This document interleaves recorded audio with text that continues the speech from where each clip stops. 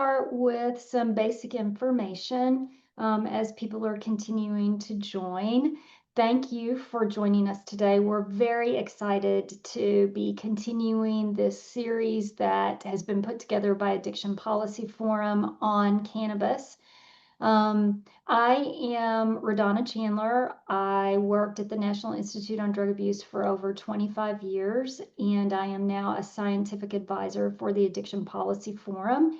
And I'm joined by two of my colleagues from the Addiction Policy Forum, Marcus Rucker and Braden Kelly, who have done a lot of the coordination and behind the scenes work to make this possible.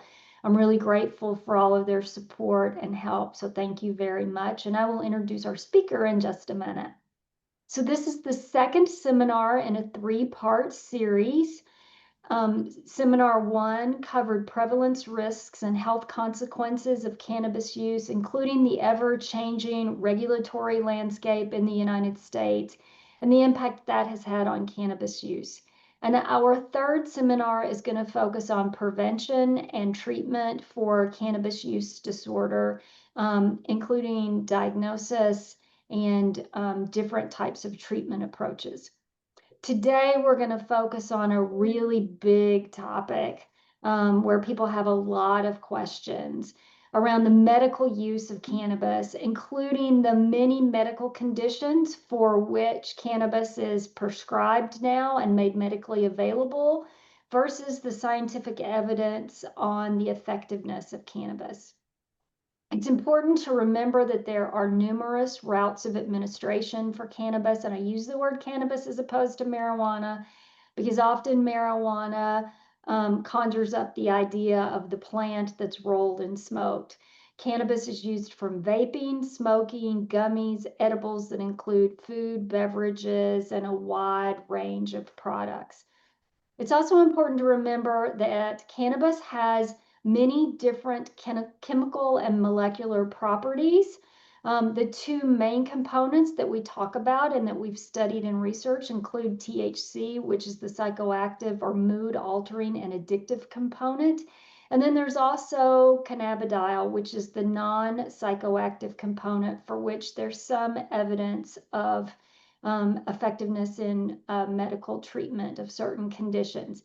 In addition, there are at least 113 different distinct phytocannabinoids and then other compounds. So when you're talking about the medical use of cannabis and when you're talking about research into effectiveness, it's really important to understand what the compounds and concentrations of the compounds are that are being used. So for today's seminar, it is my pleasure to introduce our speaker. We're thrilled to be able to have Dr. Margaret Haney with us.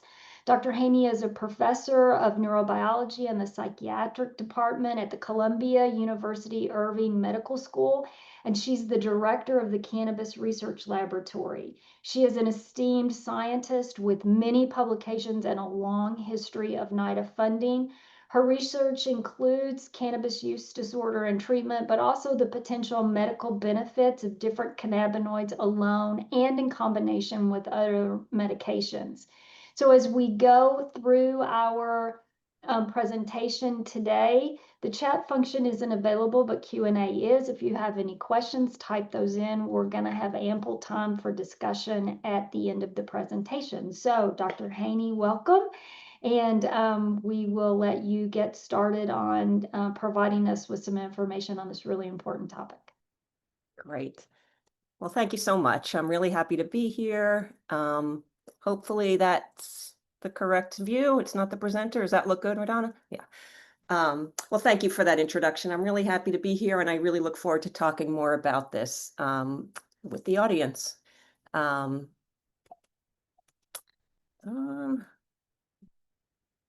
Oops. So I always like to start with potential conflicts of interest. I do receive some funding, some consultancy money, but none of it affects what I'll be talking about today. So what I was going to do is get into some definitions of cannabis and cannabinoids and a brief discussion of the medicinal versus recreational use. I do want to touch upon cannabis use disorder, even though I know you're going to be focusing on this a little bit more, but it has been the bulk of the research that I do, and but also as cannabis as a therapeutic. So just to start with some definitions, I do like to often start about is cannabis good or bad, and it's clearly both. It's been the most polarizing drug I've ever studied. It's the most polarizing compound that I'm aware of because I think it was, so demonized for so long. The pendulum is now swung the other way where it's considered all good, and it's clearly both good and bad. It's a pharmacologically complex plant with constituents that have the potential for producing both medical benefit and cannabis use disorder. There are risks and benefits, yet really our societal discussion and our public policy lacks nuance. It's either a miracle cure or it's a hazard. As a scientist, I try to be as agnostic as I possibly can, really just evaluating the evidence, not pushing, a particular viewpoint either way. So, that's what I strive for. So again, just for definition, phytocannabinoids are the chemical compounds coming from the cannabis plant. Cannabis is a hemp plant. It comprises over 140 cannabinoids. These are chemicals unique to the plant, but there's also non-cannabinoids. There are these terpenes and flavonoids. They give the color and smell to the cannabis plant. And there's really exciting new research showing that it looks like some of these non-cannabinoid components of the plant also affect both its therapeutic effects and its abuse liability. So that research is really in the early state. There are over 700 chemovars. That's the type of cannabis plant. And these chemovars are, again, different types of cannabis plants. If you go into a dispensary, you'll hear a lot about the different types of cannabis available. And the bud tenders will tell you a lot of information about why these different chemovars have different effects, but it's really all kind of made up because we don't have the science on a lot of the interactions yet, but we do know that they vary in the relative ratio of the different cannabinoids and the terpenes, likely explaining the different effects of the different plants. So, as was mentioned, delta-9 THC is the primary psychoactive component. It's how we define cannabis potency. And it's the component of the plant that we know the most about. We've really been studying delta-9 THCs for quite a while. Cannabidiol, as mentioned, is the other, prominent cannabinoid in the plant. Cannabidiol is really very different from delta-9 THC, both in its effects on the brain, where it's binding, and there, of course, has been an awful lot of attention about its potential therapeutic effects. Some of it is warranted, some of it there's just a lot of anecdote, but this is an exciting area of research too. Now, we currently have 3 FDA-approved cannabinoids in the United States. These are the first 2 are synthetic delta-9 THC, which is dronabinol, and the other is called nabilone, which is a analog of delta-9 THC. So these are both capsules that they've been approved since the 80s to treat anorexia, nausea, vomiting with AIDS and chemotherapy. So it's really for the appetite enhancing effect, decreasing nausea. So these are out there. These are approved. The other more recent addition is cannabidiol. It's a medication called Epidiolex, and it comes from the plant, and it is approved to treat a really severe forms of childhood epilepsy. So those are the only 3 things that have passed the muster of medicine as per the FDA. They have the required science, placebo-controlled evidence to back up their therapeutic applications. So these are phytocannabinoids or chemicals that come from the plant, or synthetically or not. But there's this other component, which are endocannabinoids. This is really your brain and your body's own cannabinoid system. So, and this is an old drug, but a new science. So, it wasn't until the 1990s that we understood that there is a cannabinoid receptor in the brain. This is where THC is going to bind to produce its effects. But we also have these THC-like chemicals. One is called anandamide, and the other one's called 2-HE. And there's a second cannabinoid receptor. But, what is so kind of exciting is just how ubiquitous this CB1 receptor, this cannabinoid receptor, is throughout the brain. It is one of the most ubiquitous G protein coupled receptors in the brain, and it's really throughout the brain, and it's concentrated heavily in areas that wouldn't surprise anybody that knows the effects of cannabis. So it's in areas involved with with nausea and food intake and movement and reward and memory and pain. So we know cannabis affects many of these outcomes, and this is the mechanism by which it's doing so, is binding to the CB1 receptor. So it's really throughout the brain. And we're still trying to, there's been a lot of progress in 25 years, 35 years, but we're really still trying to get a good handle on the role this endogenous cannabinoid system plays just in our physiology. So there has been a lot of attention paid to harnessing this endocannabinoid system for its medicinal benefits. So again, the two THC-like compounds are called anandamide or AEA or 2-AG, and you can block their degradation, block their enzymatic degradation, and thereby boost levels of endocannabinoids in the brain, and you could see behavioral effects. So there's a lot of really good preclinical research showing that by blocking their degradation, you can raise the levels of endocannabinoids in the brain and have behavioral effects, specifically in decreasing anxiety. So it seems as though these endocannabinoids play a really critical role in stress response and anxiety and fear processing. So that's like one clue we have about the role of these endocannabinoids. So, the part of your brain, the amygdala, is kind of always vigilantly monitoring the environment for anything that is scary. And by raising the endocannabinoid levels, you can blunt that response to threat cues, and you could increase fear extinction learning. So you think about somebody with PTSD, for example, who is responding to any cue that reminds them of the particular traumatic event. And in animals, we've been able to show that by raising endocannabinoid levels, you can kind of improve learning during this time to stop generalizing to all cues that remind you of the traumatic event. Unfortunately, a recent clinical trial did not show that this was better than placebo, but there's still a lot of work to be done in trying to take advantage of this endocannabinoid system and use it in a way that could help people. Now, the other thing that we know from preclinical studies, that animals who've been treated with THC chronically, when they stop taking THC, just like in humans, they go through a withdrawal syndrome. And again, blocking the endocannabinoid levels lessens these withdrawal symptoms. Again, unfortunately, it didn't decrease cannabis use in a large multi-site trial, but again, we're still in the early stages of trying to use this system.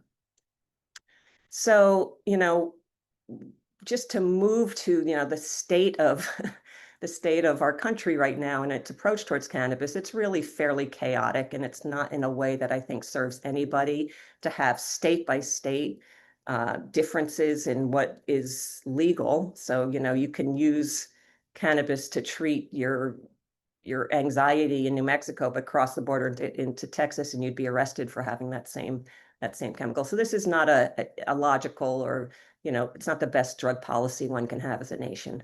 And importantly, and kind of what's distressing for me as a scientist, is that all of these changes have occurred with very little scientific input. This is all politically driven. It's not based on any sound science. So, I do like to just spend a moment talking about the legalization of recreational and medicinal use, because they're often muddied, yet they're very distinct. And I think there's some key differences that are worth discussing.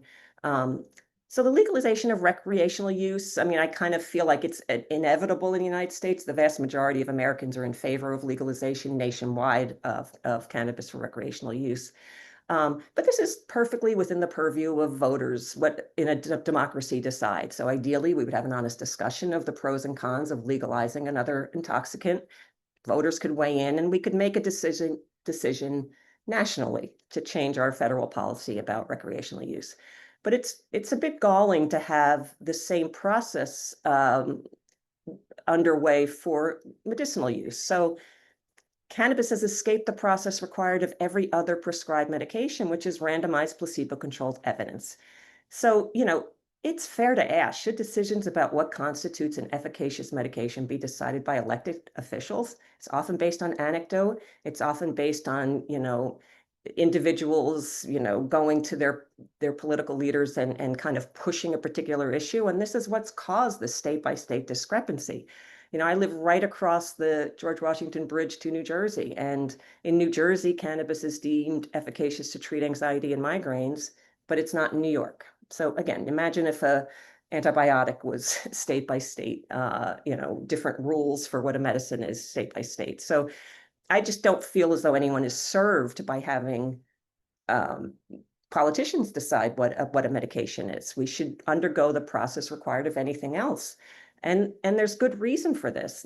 Our societal changes have far exceeded placebo-controlled evidence. So if you go to your doctor for for a medication, they know, which route of administration will give you a particular blood level. They know what dose to give you for a particular indication. We don't know any of this information. You can go to Whole Foods and buy cannabidiol lotion and rub it on your arm. We have no idea how much cannabidiol is in that product, probably not a lot, and how much is getting into your bloodstream. So we don't know any of these key just drug development questions for cannabis. And it's not to say we won't find a therapeutic indication. It's just that at this stage, we don't have it yet. Society has jumped right full head on in, using anything slapped with CBD on it or any combination of things for a range of indications. So it's, again, if you have pain, is it better to take an edible versus vaping it versus smoking it? What dose? How much THC versus CBD? Forgetting all the other cannabinoids and terpenes and flavonoids, what ratio is going to best serve you? What do we do about at-risk populations? Pregnant women, children, the elderly.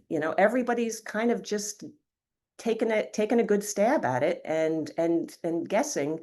Again, I just don't feel as anyone is served by that. So we really need randomized placebo-controlled trials using a product of known composition.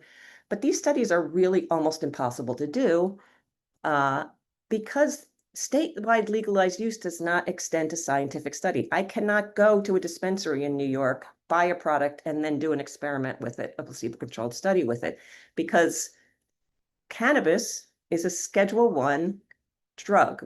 This is the DEA's label for a drug that has high abuse liability and no medical benefit. So it's heroin, LSD, and cannabis are on this list.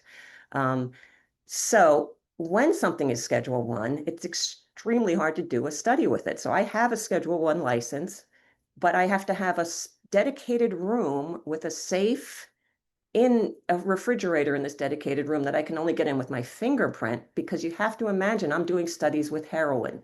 So the DEA wants to know how many milligrams I gave to a participant, and I have the remains left that I can account for every milligram of cannabis use in order to do a study. So this severely limits what kind of research we as scientists can do when we have these restrictions as a Schedule I drug. So really limited in this critical question of, what will it work for and under what conditions? For me to conduct a study with cannabis, I have to get FDA approval. And the FDA wants to know appropriately everything about the plant that I'm giving to individuals. They want to know seed to plant, are there heavy metals? Are there pesticides? Are they accurately labeled? So currently, as scientists, again, we're limited to a very, very limited source of cannabis, which is a farm in Mississippi for the most part. That things are starting to change on that level, but it's largely because cannabis is wildly inaccurately labeled even in state dispensaries in terms of the percentage of cannabinoids in it, the other ingredients in there, and the safety of the particular product that you're giving. So when I wanted to do a study that I'll describe in a bit, but with CBD and THC, I actually had to import a product from Canada because there were so few choices in the United States that would meet FDA approval. So this is a big problem because we as scientists have to try to catch up, and we're severely limited. So, just to kind of give you a perspective of where I'm coming from. So I have a human laboratory model. It's really a model of cannabis use disorder where I bring individuals in, and it's really a translational bridge between preclinical and clinical studies. So I bring participants in, they live in the lab. I have them smoke controlled amounts of cannabis, depending on this particular study design. These are non-treatment seeking. They're typically daily heavy cannabis smokers, and they come live in the lab. I have them smoke cannabis. I switch the concentration. Sometimes it's placebo, sometimes it's active, and I can really capture their behavior around the clock. So it's mood and drug effects. Sleep, we get really good data on food intake, drug craving, cognitive task performance, and cannabis self-administration. So over 30 years, I've been conducting studies with cannabis in this model. And again, but half of my research or more has been focused on cannabis use disorder. And just to give a quick description of that, it's estimated about 5.8% of the population meets criteria for cannabis use disorder. Now, for many, it's mild. The majority of individuals who meet criteria for cannabis use disorder uh, meet criteria for a mild use disorder. And I'll describe that in a bit, but it's really just meeting 2 to 3 symptoms on a list of different criteria. But there's a good number of people who also meet moderate to severe cannabis use disorder, and that's when it's really disrupting their life in a way that is oftentimes quite distressing to them. It's kind of surprising to people, but when you ask those entering drug treatment, what is your primary drug of abuse? About 10% in the United States say cannabis. And so what are the reasons? So clearly it's not destroying lives to the same degree as many other substances of misuse, but what they report is that they're failing to fulfill work or personal obligations, they have low productivity, they have memory issues, low energy, they're continuing to use despite persistent personal or financial problems, and most importantly, they're unable to rein it in. So they've tried to cut down, they've tried to quit, and it's very difficult. Once you have a moderate to severe cannabis use disorder, it's pretty difficult to regain control of it. And it's often really distressing to patients because they're like, it's just cannabis. Why in the world can't I rein it in? So they're really hard on themselves, not knowing. And I wish this message would get out there that, again, once you're there, moderate to severe cannabis use disorder, it's hard. It's really hard to rein it back in. So again, the consequences are not as severe as opioid stimulants or alcohol, for example, but to meet criteria for cannabis use disorder, moderate to severe, it's significantly distressing to you. So we really want to improve options for people seeking treatment. So what factors play a role in whether you're going to develop a cannabis use disorder? Age of onset's really important. The younger you are, for any drug of abuse, honestly, the younger you are, the more likely you're going to develop a problem with it. How many days per week you use, how much you're using per day, by what route of administration. I mean, edibles are very different from dabs, this highly concentrated form of THC. We have a lot of evidence that individuals who also smoke tobacco are more likely to develop a cannabis use disorder. We're not entirely sure why, but that is the case. So as I mentioned, the delivery method really matters. So they're vaporizers, you can get very, very highly potent THC oil. That's going to increase your likelihood. These dab rings, which again is like over 85% THC. Over the years, certainly the flower itself has gotten more potent. When I was in high school, it was about 2% THC. Now you can get 25 to 30% THC.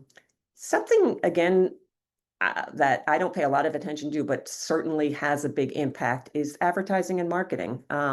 We know for tobacco and alcohol, the impact of advertising and marketing on drug use. And this is certainly the case for cannabis. I drive north every few weeks, and when I enter Massachusetts, I'm bombarded with billboards for cannabis. Our neighbors to the north in Canada have legalized cannabis throughout the country, and they have much more sane approaches to a legalized compound. They do not allow this kind of advertising. They do not allow the packaging to make it look like the product is a candy bar that just changed one letter and it's really has active cannabis in it. So it's not unfettered capitalism. They've legalized the drug, but they have a sensible approach to try to mitigate the risks. And that's something, again, in this hodgepodge of regulatory nightmare we have in the United States, none of this is happening. Another thing I think people are unfamiliar with is if you have an ongoing psychiatric diagnosis, you're twice as likely to develop cannabis use disorder. And it actually worsens your treatment outcome. For having a psychiatric disorder makes it less likely you're going to be able to effectively treat your cannabis use disorder, but your psychiatric outcome is also not good. It's distressing, I think, because it's one of the top reasons people use medical cannabis is for anxiety and depression. And And there's just not good evidence at all I mean, there's a hint of things for anxiety. It's definitely not helpful for depression. And again, I don't think we have that messaging out there. But the other important factor impacting the likelihood of developing cannabis use disorder is if you use it for medical reasons. So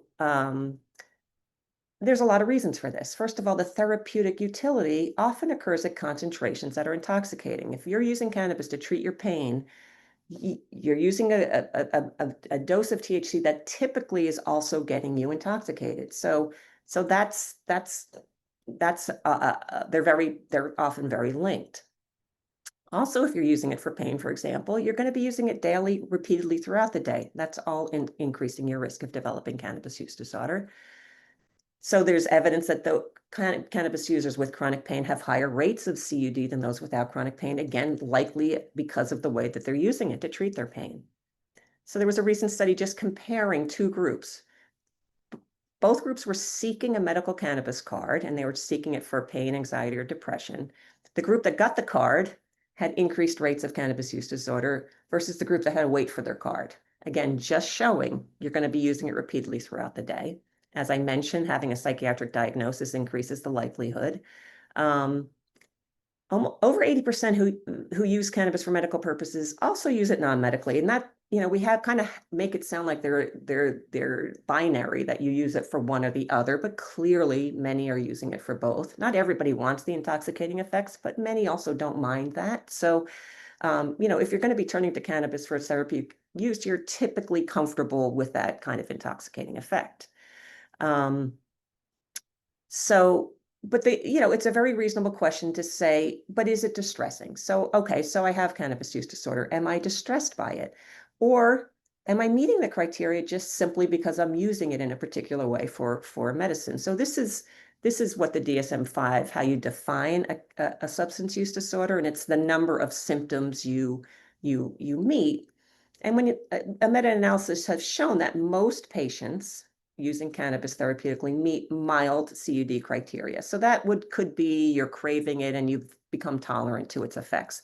That may not be terribly distressing to you, and it may be an acceptable risk, but only if it's shown to be an effective medication. And yet we don't really have a lot of great evidence, other than for the reasons I've described, that it is efficacious. So pain, we do have a good signal. I'll be describing that it can decrease pain. But when people do placebo-controlled studies, we're not really finding that it's better than placebo. And there's a lot of reasons for that. Again, I'll describe.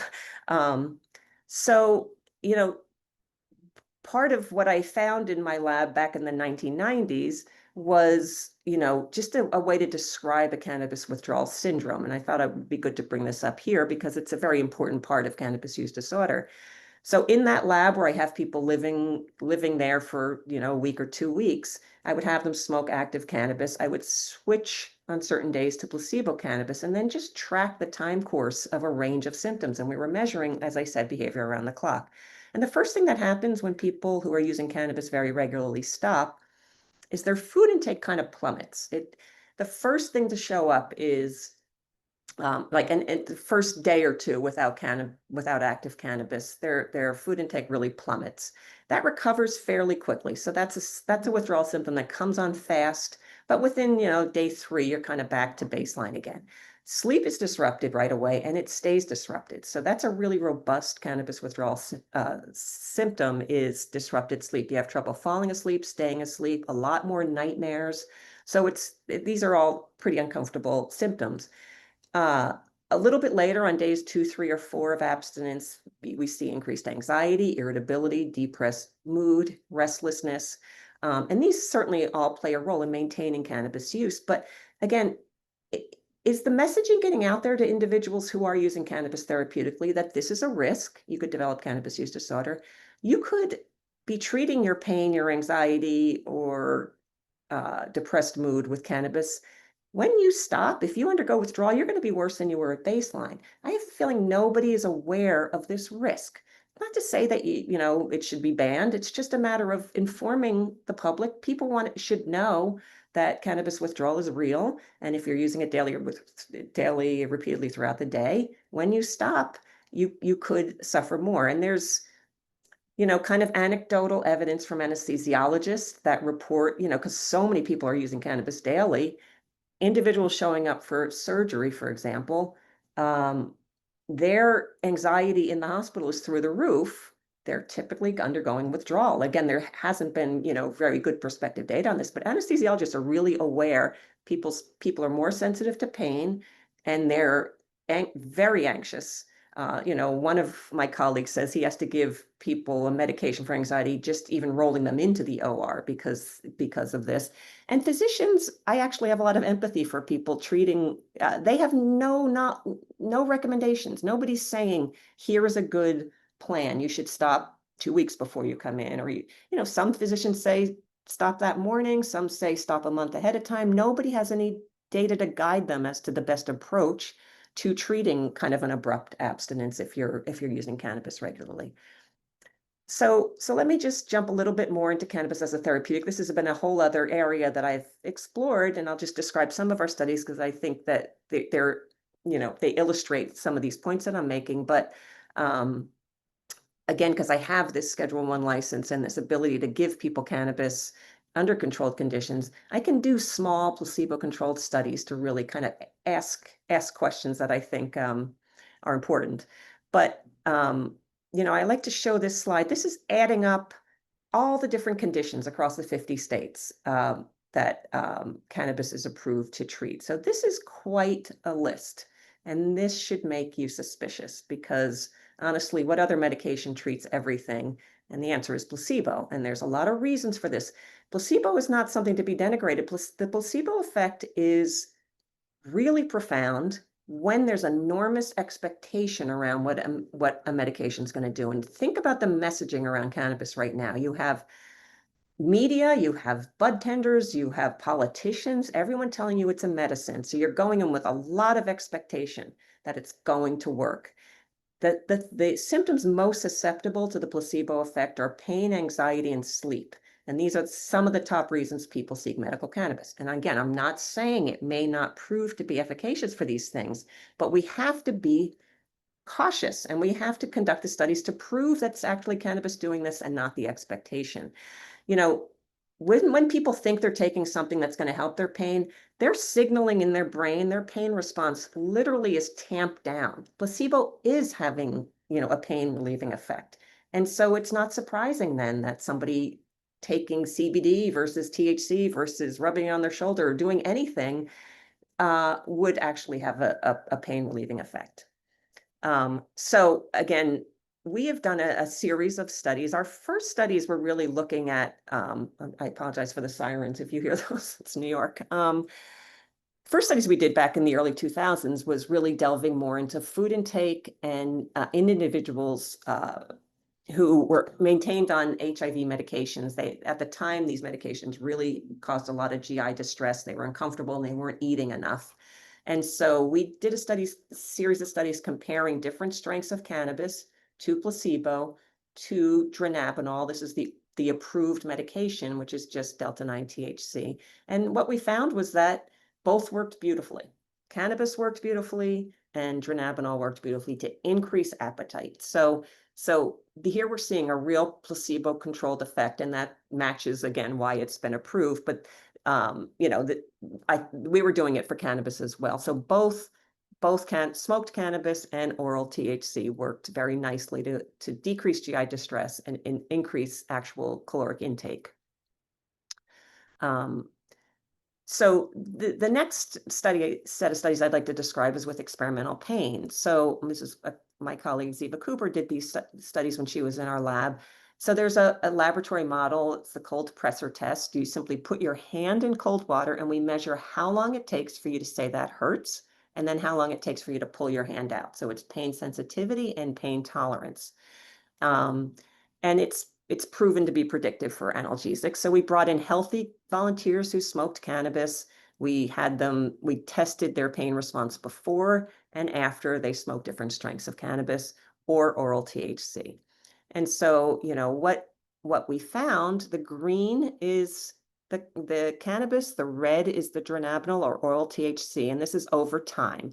So when you see an elevation, that means pain sensitivity decreased, that people could keep their hand in the water longer. So you could see for cannabis, the effects come on very quickly and then they go down. That's just the typical time course for smoked cannabis. Dronabinol or oral THC takes longer to come on, but its effects last longer. But the magnitude of the effect was the same for smoked cannabis versus just oral THC. However, only cannabis produced the positive subjective effects, so the abuse-related effects. So we see both strengths of cannabis are shown in green here. We see a really robust increase in I feel high, I feel a good drug effects. So we're seeing this dissociation between the oral versus the smoked form of cannabis.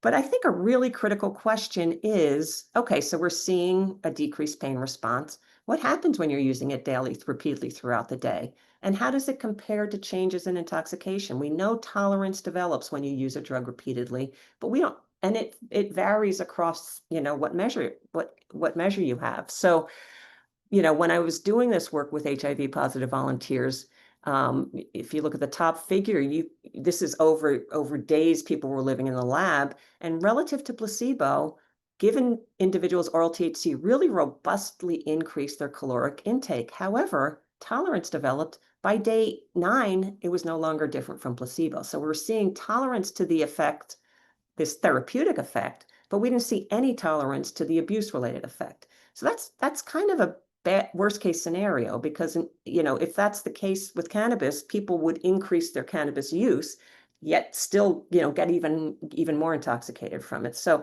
it's really important for us to understand the differential development of tolerance when people are using cannabis for a particular treatment. So we do have an upcoming study trying to address this, because I think partly due to marketing and anecdote, when people are seeking medical cannabis, they often want a combination of THC and CBD. It's not really based on data, it's based on the perception that that's going to be the best product. But what happens is, if they have experience with cannabis, or once novice users start using repeatedly, they start to ask for higher THC cannabis. So why is that? Is it because the THC works better? Is it because they've developed tolerance? Is it because they're liking the abuse-related effects? We don't know the answer to any of these questions. They're really important questions given the number of people using cannabis. So we're hoping to conduct this study shortly. As I mentioned, this issue of abrupt abstinence and pain. So what happens to pain sensitivity when daily cannabis use is stopped abruptly? Another really important public health question. We have some kind of early evidence that there is an increased pain sensitivity when people stop. We know that there's negative mood. We know there's decreased food intake and disrupted sleep, but we don't have really controlled evidence yet on pain sensitivity. So that's something we're going to study, and we're going to be looking at the effects of different types of cannabis, varying in their THC and CBD concentrations. So that's that one. So the third study I just want to describe is taxane-induced neuropathic pain. So when individuals are treated for, like, breast cancer, for example, they're very often given chemotherapy agents, paclitaxel, that produces this type of pain that is not effectively treated by any medication. So it happens in the majority of women, for example, treated for breast cancer, and we have no effective medication for it.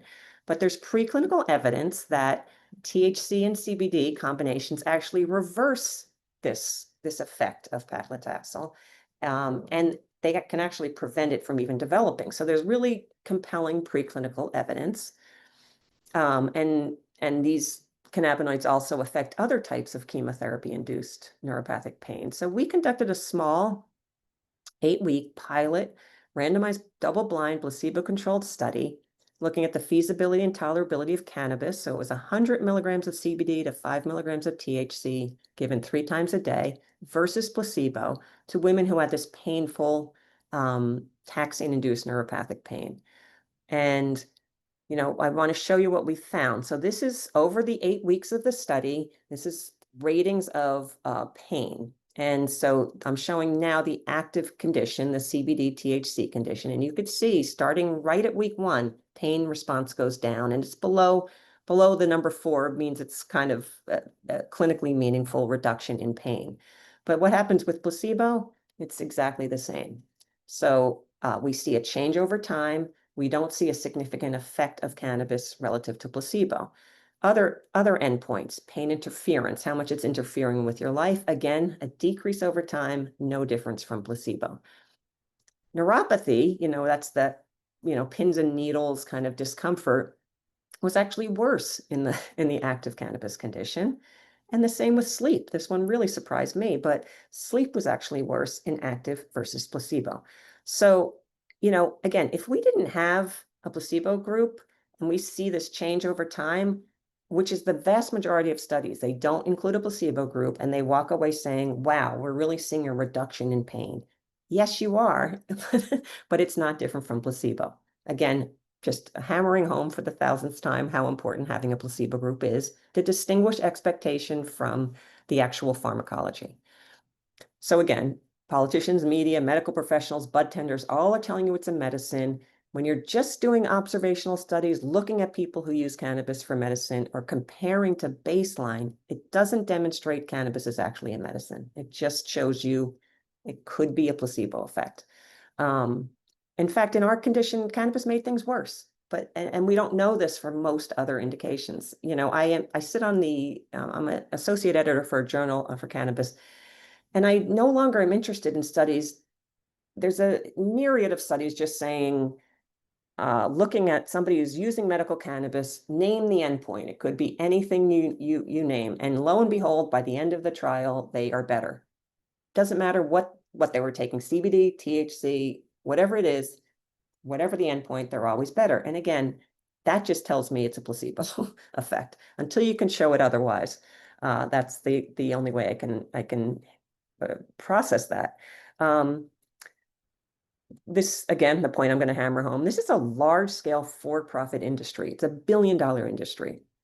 In lieu of placebo-controlled evidence, medical benefit is what marketers say it is. And since it's so, it's the Wild West, people aren't even bothering to do these randomized controlled trials because they don't have to. They can just say, here we have this CBD product. It's going to cure your whatever. And that's all they need to do. So they're under no pressure to conduct the kind of work that we need. So the last study, just to bring this point home again, is obsessive compulsive disorder. I had paired up with some clinical colleagues who really are experts in OCD. And there's, again, great preclinical evidence showing that endocannabinoids regulate these brain circuits that are implicated in anxiety and OCD, and that if you raise endocannabinoids levels, you decrease OCD-like behavior in mice. So there's a preclinical justification for studying this. We brought in people who had active OCD symptoms throughout the day 3 times, three times. One condition they smoked placebo, one condition they smoked high THC, low CBD, one condition they smoked a cannabis cigarette with high CBD, low THC. And we wanted to see what happened to these OCD symptoms. We didn't see any reduction in OCD symptoms. We did see, though, that actually both active cannabis conditions made their anxiety ratings worse. So the green is placebo here over the time in the session, and both cannabis conditions made things worse. So again, we really need controlled studies across dose, route of administration, and diagnosis. Maybe a different strength of cannabis would have worked better. We don't know. But the notion that it's always reducing anxiety is not true. For some individuals, cannabis makes anxiety worse. Finally, I'm just going to touch upon sex differences because, almost regardless of endpoint, there are important sex differences in cannabis effects, both in terms of cannabis use disorder and its therapeutic use. Women and men are pretty much starting to smoke, at the same rate. The gap has certainly lessened. And again, regardless of what drug you're studying, women tend to progress more quickly to problematic use. And that's true for cannabis as well. So we and others have shown in the laboratory that women are more sensitive to the positive subjective effects of cannabis and THC. They're also more sensitive to symptoms of cannabis withdrawal. Yet, intriguingly, we found, at least at one strength, that they were less sensitive to the analgesic effects of cannabis and oral THC. So I'll just show you that data. And we were really careful to match women and men for how much they smoked outside the lab so that we wouldn't see differences in tolerance. And so this is showing placebo and active cannabis. The black is the active cannabis condition, and the circles are women and the squares are men. So women smoking the same amount of cannabis are liking it more of a good drug effect, stronger, want to take more of it. They self-administer more of it. Yet when you look at pain response, this is just men. And again, if it's a higher percent baseline, that means they're having an analgesic effect to the cannabis. We're seeing that in men, but not in women. So here at the same strength of cannabis, men are seeing a decrease in pain sensitivity and women are not. So we really need to better understand this because again, this is your worst case scenario. If women are more sensitive to the positive subjective effects of cannabis, but less to the analgesic effects, of course, one would just boost their dose. So we really need to study this more. So I'll just sum up now. Clearly, cannabis produces both positive subjective effects and reduced pain in laboratory models. Neither clinicians nor patients have evidence needed to guide decisions regarding their cannabis use, dose, efficacy, cannabinoid ratio, risks of cannabis use disorder. You know, I do feel sorry for clinicians because patients are, banging down the doors to get some information about medical cannabis, and the clinicians don't have it because the data don't exist. So it just turns out clinicians are doing what they are guessing to be best, but there's very little guidance because the data aren't there. These points I've made, we're really getting a lot that would boost our expectation about it working. And we need placebo control. And that's the division I'm in. This is the Cannabis Research Laboratory. And now I can stop sharing and we could maybe chat a little more. All right, well, thank you very much for that excellent presentation. There are some questions that have popped up in the Q&A.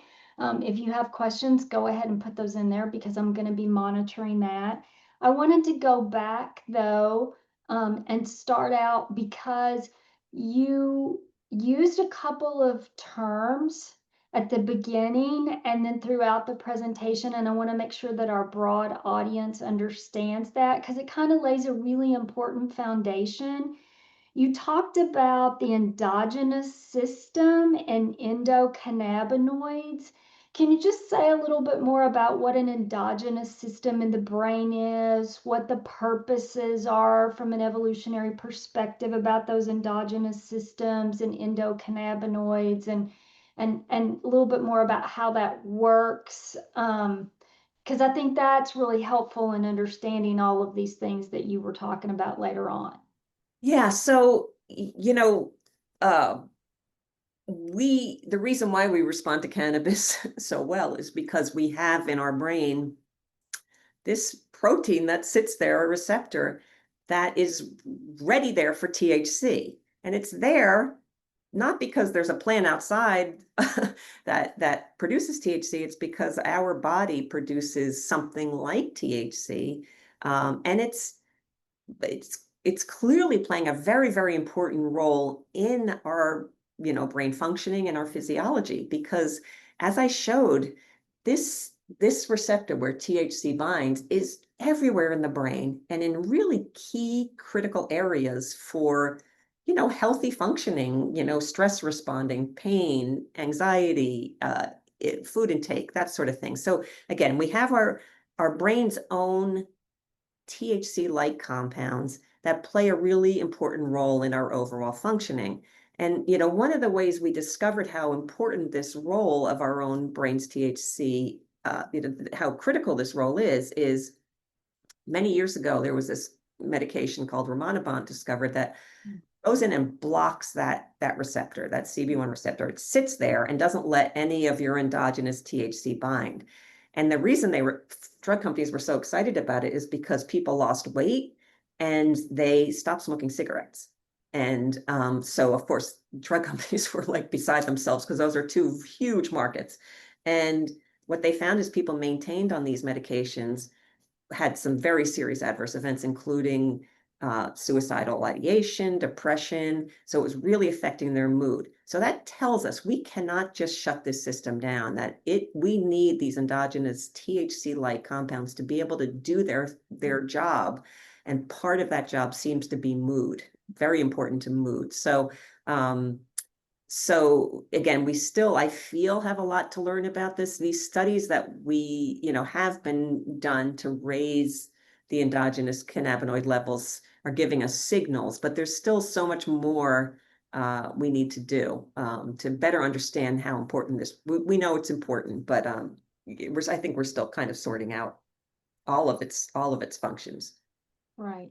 And so, can you just say really briefly, from the perspective that we understand about the brain and how addiction develops, about the potency of the products that we see available in the marketplace versus the potency of what's naturally happening and Yeah. occurring in our bodies and our brains, and Yeah. speak to that and what happens when you have things that enter the system that are so much more potent? Yeah, no, it's a really good point because you can raise these endogenous THC-like compounds pretty robustly, and you don't see anything close to intoxication. However, it takes very little THC smoked to completely, overwhelm that system in a way that produces pretty profound intoxication. So we don't have any indication that the endogenous compounds do so, but very similar to the effects of cocaine. Again, we have a system of regulating our brain reward system. Well, cocaine comes in and, I don't want to use the word hijack, but it's certainly doing something that nothing physiological would do. And most drugs of abuse are doing something similar. They're doing something far exceeding what your body's own chemicals would do. So that's certainly what's going on with the CB1 receptor and THC. And so you have these receptors sitting there doing their thing for your own physiology. You smoke cannabis very, very frequently. Well, the brain tries to adapt to that. So it starts to kind of pull in those receptors and try to rein in this onslaught from smoking. And so that has certainly been demonstrated for people who smoke cannabis, is that those CB1 receptors are all kind of hidden away because your brain's trying to get back to homeostasis. And when you're using something that's kind of overwhelming the system, it tries to adapt to it. And that's what happens. The CB1 receptors kind of get pulled in. So far and away, as I look at the Q&A, the general broad topic where we've got a lot of questions are around what you talked about, disruption of sleep. Yeah. So we've got questions about how long do you see that last? How severe is the disruption? What type of disruption are they having? Are there ways to help deal with that sleep disruption? So can you speak more about what you've seen in your lab and in your research with regard to sleep disruption? Yes, it's a really robust effect, and it's something everyone knows how disruptive it is when one doesn't sleep. And so we have participants wear it's called an Acti watch, and so we can get really good detail about their sleep efficiency, how long it takes to fall asleep, how often they wake up, how early they wake up in the morning. And all of it's disrupted. So they have trouble falling asleep. They can't stay asleep. They wake up early. And so there's some suggestion that THC suppresses REM sleep. And so I think what happens is when you're abstinent, there's this rebound effect where suddenly people are dreaming more. And so again, nightmares and increased dreaming is one of a really profound withdrawal effect. And so my studies are kind of limited in how long they're in the lab, and sleep is disrupted the whole time they're abstinent. But my colleague Alan Budney has done kind of survey data, and there's almost no end in sight for at least the nightmares in particular. That one seems to last for quite a while. So yeah, so sleep is a really profound effect. And the thing that I often bear in mind, because of course I come from a big family, I have lots of nieces and nephews, and more than one of them has come to me and said, I don't have a problem with cannabis, but I have to have it to sleep. Or some say I need it to eat. And they're acting as though the cannabis is so good for their sleep. But really what I think is happening is they got themselves into a bit of a dependent state where they need that drug to prevent withdrawal from kicking in.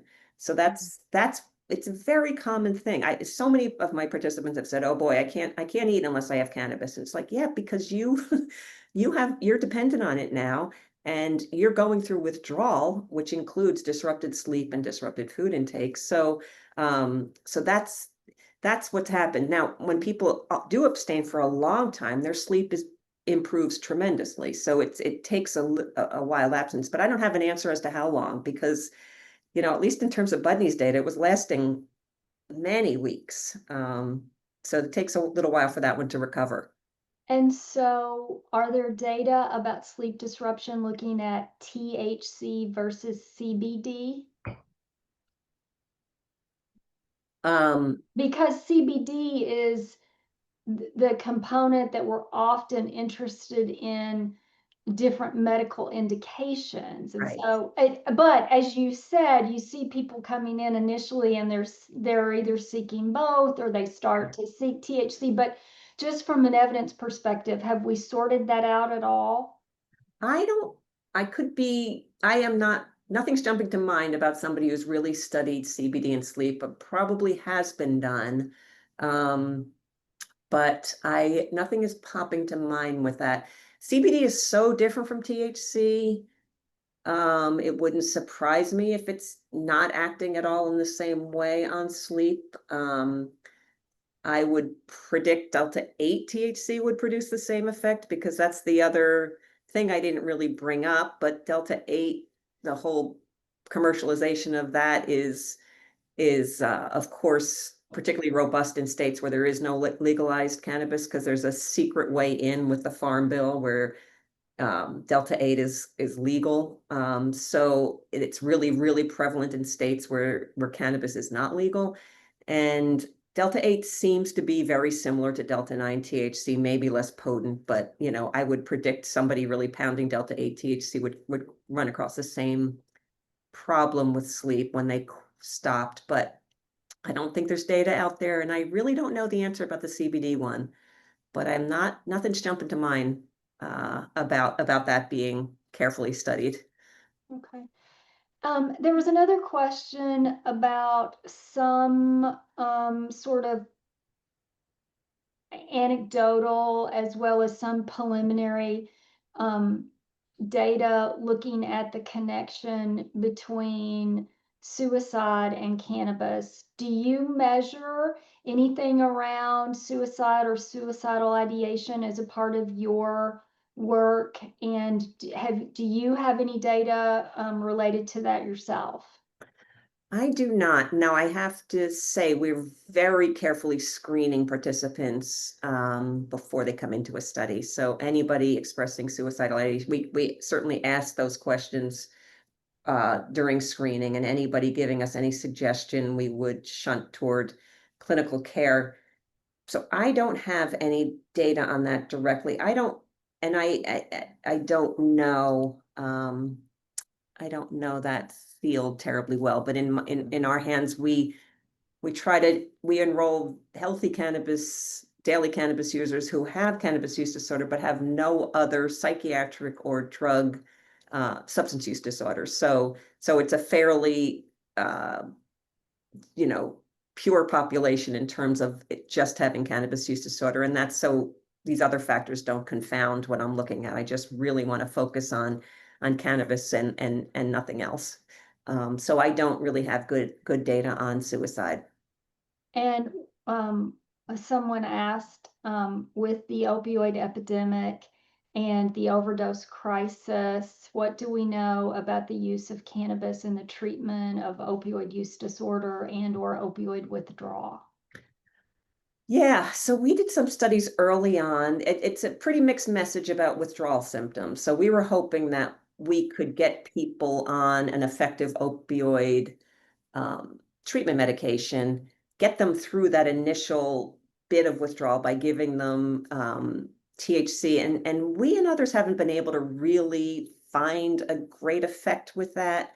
Um, and, of course, there was a great deal of excitement about cannabis and pain. Can we help, reduce opioid dose by, adding cannabis to the mix? And nothing has been really profound on that front. And again, I am so concerned about people turning to cannabis for the treatment of their opioid use disorder when there are effective medications to help treat their opioid use disorder. So, again, in lieu of a really strong message, this is where I get so nervous about the therapeutic use of cannabis is that when individuals forego medications with proven efficacy in favor of cannabis, which kind of has this halo effect and feels safe and comfortable to people, but might not be treating this condition which has such a high mortality. So there isn't a really strong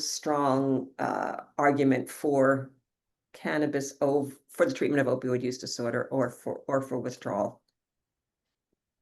So there's also a few questions, and they're talking about, and in some cases, even naming different strains Yeah, of cannabis and what we know about one strain versus another strain in terms of side effects or effectiveness in treating medication. I'm sorry, in effectiveness in terms of treating medical conditions, right. Yeah. pain, epilepsy, other kinds of medical conditions. Yeah. So again, the cynic in me is coming out. So strains, that's largely a marketing tool. Like, again, bud tenders will talk about indica versus sativa. Well, that's these are kind of nonsense terms by botanists or individuals who study cannabis. And that's often like heretical for people when I say that. It's not like there wasn't at one point a really genetic distinction between these two chemovars, but there isn't anymore. It's all very blurred. That's not to say one chemovar might be associated with more of a sleepy state than another. It's just that what the bud tender is telling you as to why is kind of made up because they don't have any more data than I have or access to any more data than I have. So they use these terms, I think, more as a marketing tool. So if they want to say, or if you're looking for a sleepy state, I'm going to give you this kind of indica strain or whatever, they're going to use that more as a marketing tool. But regardless, we know that these chemovars differ, but we don't have any data for a lot of the reasons I described, because I can't go in there and pick a particular strain and test it in the lab. We're very, very limited on what we can do anyway. So, the cannabis I have, I know the precise cannabinoid content, but I'm not getting anywhere near the variety that's present in a dispensary. So, yeah, that's my answer there. Yeah, and there's a few questions either by people who have been interacting with a healthcare provider or by healthcare providers about whether or not you're aware of any initiatives to try to educate healthcare providers that have patients coming in and asking them different questions about use, about risk, about those kinds of things. So, like I know that the healthcare providers, again, they don't have there is no data to support like their ability to say you'll need this dose, this concentration, and so forth for this particular indication. And but you're saying would if patients could come in and kind of quiz them? Is that the question?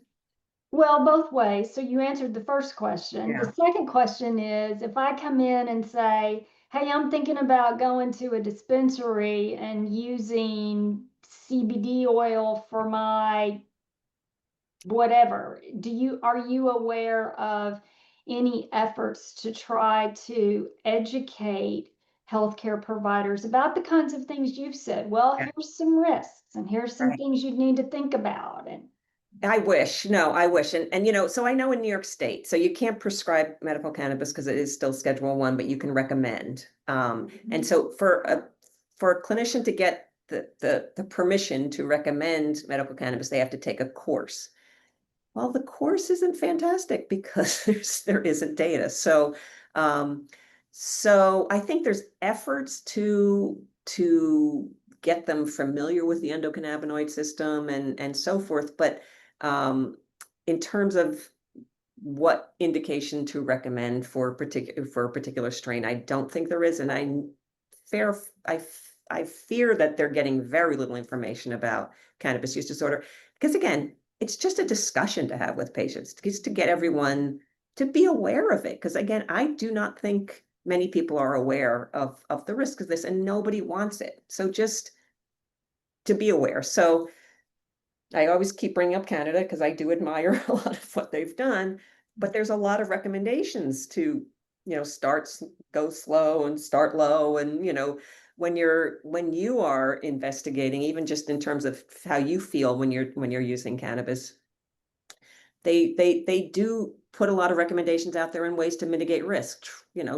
Start with edibles, not smoking or vaping, and try not to get the most potent cannabis out there. And so like as for public health reasons, their government is actually putting out recommendations in a way that, to my knowledge, we're not.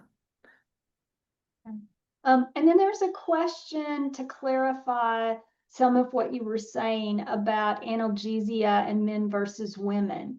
You noted cannabis appears to produce different analgesic effects across the sexes, with men showing greater pain relief and women showing less, even at the same dose. But you also mentioned that overall in pain relief, cannabis hasn't consistently outperformed placebo in pain relief studies. So does that potentially indicate that men and women might have inherently different placebo-mediated pain responses? Hmm. Or are the sex differences understood to be specific to THC and the pharmacological action? Yeah, no, those are really good questions. Preclinically, you can, in rats and mice, you can see also sex differences in cannabinoid effects. So that's, I think that there probably are, um, you know, physiological differences between the sexes there, since you can see that in rats and mice who aren't so prone to the placebo effect. But that's a good question about whether men and women differ in their placebo responding. So this is where things get so complicated. So here, in very controlled situations, we can see a pain reducing effect of cannabis. Now, when you move that, so that's in a lab under controlled conditions. So I know there's a signal there. We know in the field that there's a pain signal that is worth pursuing for cannabis. It's one of the more robust effects that cannabis has therapeutically. But when you then move that to a large clinical trial where the type of pain varies and there's a lot less control, um, and so it's not necessarily inconsistent that these large studies haven't shown um, a difference from placebo. I think people are coming in really ready to feel an effect, so their placebo response is going to be higher. And to show your pharmacological effect is going to be even harder.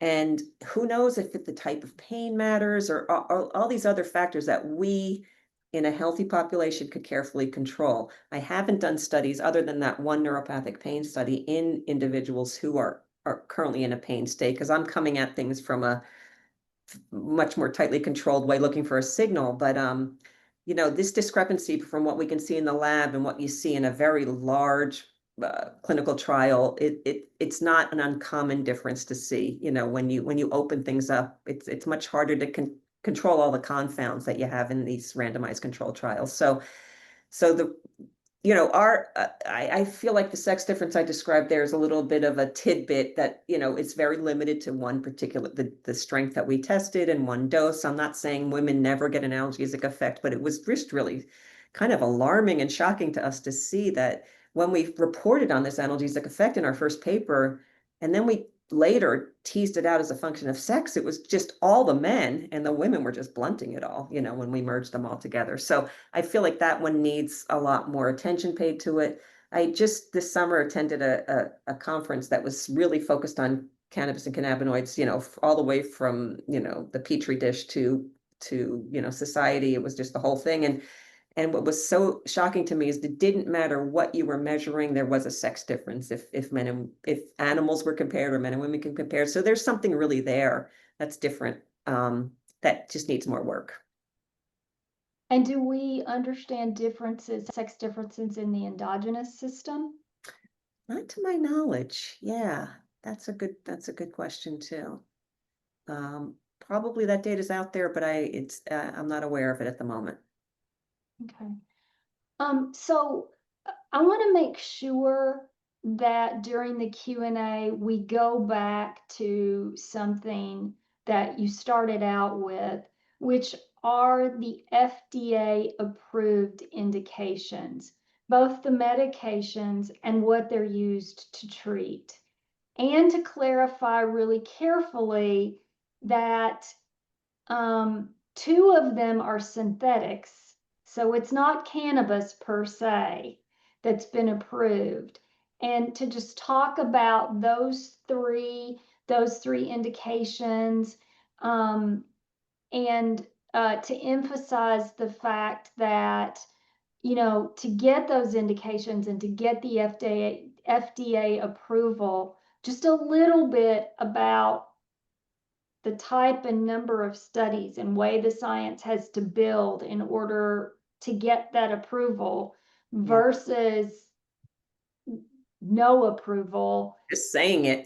But yeah, and all of this happening. So can you remind everyone about what is approved, what it's approved for, whether it is or is not cannabis, because sometimes even that gets confused Yeah, among people. yeah, Um, yeah, certainly. So again, as I mentioned early on, delta 9 THC is the one cannabinoid we know the most about, and so that's called Marinol. And Nabilone is quite similar to it in many ways, but it's just delta 9 THC. So it's just so the synthetic versus natural, it doesn't jump out as so essential to me as much as the fact that it's just delta 9 THC.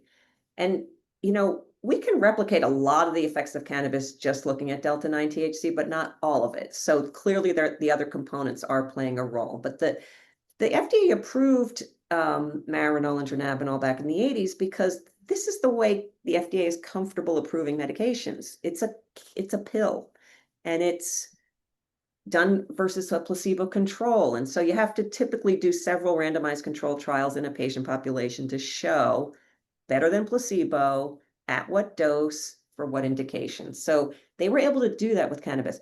Asking to approve a plant is really hard for all the reasons we described. I mean, just the bud versus the stem of the plant is going to give you different, there's so much that's complicated that the FDA struggles with, I think, to try to say, how will this be a medication that we can really approve, given all the myriad of variables.